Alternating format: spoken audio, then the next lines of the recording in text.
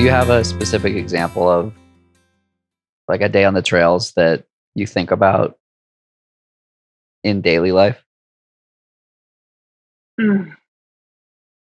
Man, I would say, I'm trying to think. There was, I would say Mount Yale, was one of the 14ers that I did. And it's not a terribly hard one. I want to say it's double digits in mileage. I think the elevation gain is close to like 4,000. So it's not a tiny hill to climb. It's definitely a bigger one. But I learned a lot of lessons on that one. And I slept in my Jeep the night before at the trailhead because I wanted to get a 4 a.m. start. This was the one where my headlamp was dying. I had a lot working against me on this hike. I didn't sleep well because I had headlights, throughout the night driving down the road as I was sleeping in my car, trying to sleep in my car. So I was not rested. I kind of last minute decisioned going out there to sleep at the trailhead. So I didn't fuel properly as I would have normally. My headlamp was dying when I started the trail. There was just a lot of things that were kind of working against me. And I cannot tell you, I would like at least 100 times in my brain, I was having that conversation of, I want to stop. I want to quit. I just turn back now and call it a day. What am I trying to prove here? Like, this is really hard. There were a few tears, it was definitely something where I was really pushing myself to like my mental and physical max. And then as you get to like 13,000 feet and you're like taking 7 steps and then stopping for 20 seconds to catch your breath, and then you're taking another 7 steps because that's all your body can, allow yourself to do. And like going through that for a couple hours at one shot, and like kind of existing in that grit mentality of pushing yourself to that limit for that extended period of time is like, with long distance running, like that's what we crave. But in the moment, it feels so real and so raw and so like sometimes terrible.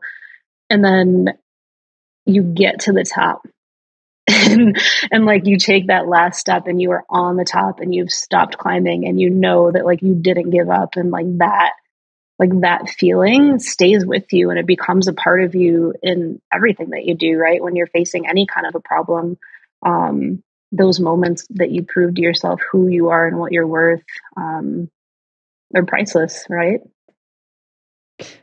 Yeah, it's the like, this sucks in the moment, but definitely worth it for the long run. In the long run. Mm-hmm. Always be branding, right?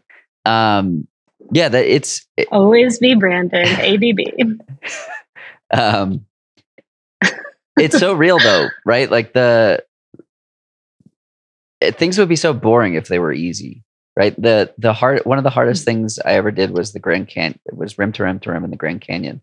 And it took like 3.5 hours to climb out of that from the base. And in that moment, all you want is to be done.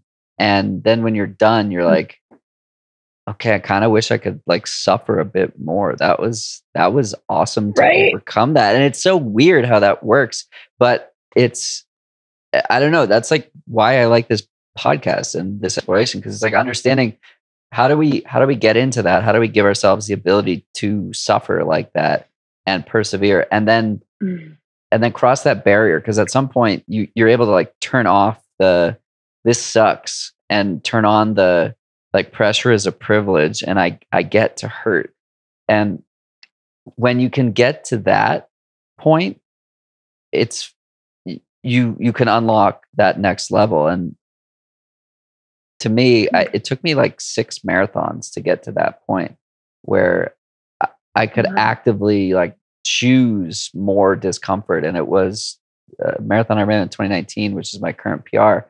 And like things were starting to slow down at 18, and like by mile 20, I was like, okay, you've come this far, like make it hurt more. And it's so fun when you can like unlock that mental next level, or that get to that place when it's just like, wow, this sucks, but I get to do this.